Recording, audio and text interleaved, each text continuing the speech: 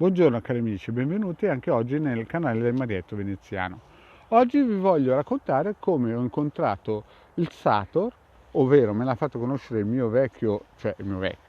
paparottolo zio Fulvio quando ero piccolino, avevo 6 anni e mezzo, 7. Quindi stiamo parlando di qualcosa come eh, più o meno 49 anni fa. Avete visto in mascherina il nome di questo Sator e vi voglio far vedere anche come si applica, cioè ci sono tanti modi di applicarlo con la radiestesia, con la magia operativa, la alta magia operativa, ma anche in un modo molto semplice, diciamo eterico e diciamo a livello di meditazione, e vedremo questo modello qui. La prima cosa però che vi chiedo è di praticamente andare a vedere anche il video in cui spiego come fare l'ovetto dorato e la protezione del cerchio di fuoco, così che quando attiverete anche il sato e lo darete, perché praticamente questo metodo è per darlo ad altre persone, applicarlo ad altre persone chiaramente. In questo caso, quando l'hanno applicato a me, io ero piccolino e poi l'ho fatto applicare anche ai miei cari. Quindi vediamo un po'. La prima cosa è quindi fare proprio l'ovetto dorato per essere protetti, magari essersi già anche applicati, cioè essere entrati col proprio testimone in qualche circuito radionico protettivo e poi aver fatto anche il cerchio di fuoco, così che siamo sicuri al 99% di essere praticamente senza larve astrali e quant'altro. Bene, fatto questo, cosa dovete fare?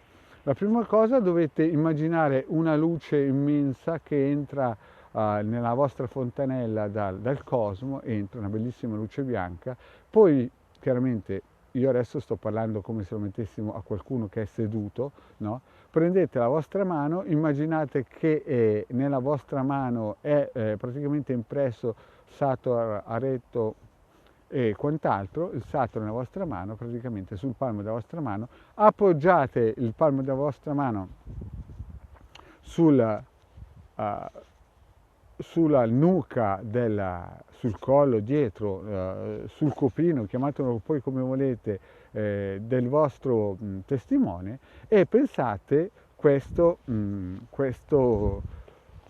parola, no? Questo sigillo, e immaginate che questa luce trasporti nel copino di questa persona, nella porta eterica che è dietro questa persona, questo sigillo.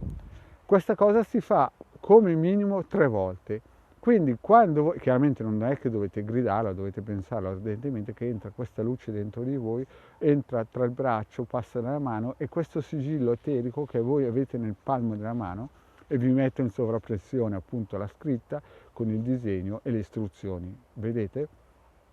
Adesso sto guidando in moto, ma comunque mentre sarò a casa vi farò questa sovraimpressione così che vedete bene il sigillo, cosa dovete dire.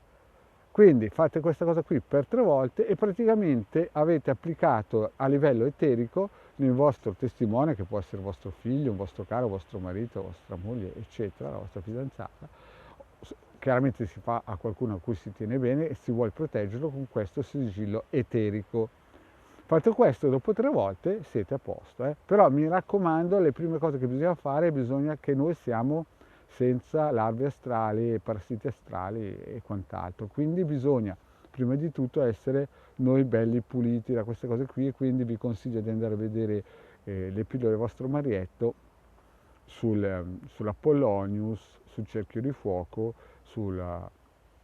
sull'ovetto luminoso e quant'altro. Bene cari amici, come vedete vi faccio anche vi spiego certe cose anche se vado in giro in moto. Ma perché questo? Perché alcuni mi chiedono, ma gli altri che spiegano queste cose si presentano con la tuta nera, le candele luminose che si accendono, sembra quasi che siano dentro dei tempi santi, e tu vai in giro a spiegare queste cose in moto, caro Marietto Veneziano. Ma io penso sempre una cosa, che a un coniglio, se gli metti nel fondoschiena una molla, non è che diventi un canguro. Quindi non è che per forza di cose uno deve sempre andare vestito da monaco per fare il monaco. Ok, cari amici, il messaggio è arrivato.